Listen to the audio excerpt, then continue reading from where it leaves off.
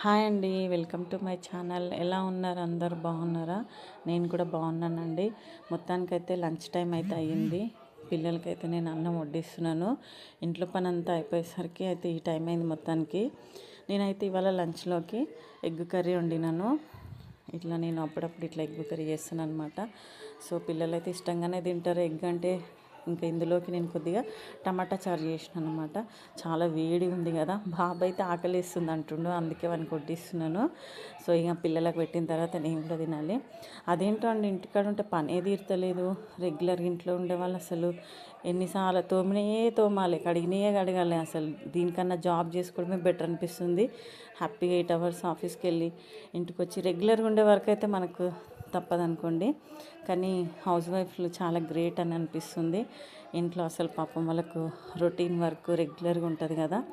So మేమన్నా job చేస్తూ తప్పించుకుంటాం అప్పుడప్పుడు, కానీ సో ఎనీవే మా బాబుకి అయితే వడ్డిచ్చేసిన.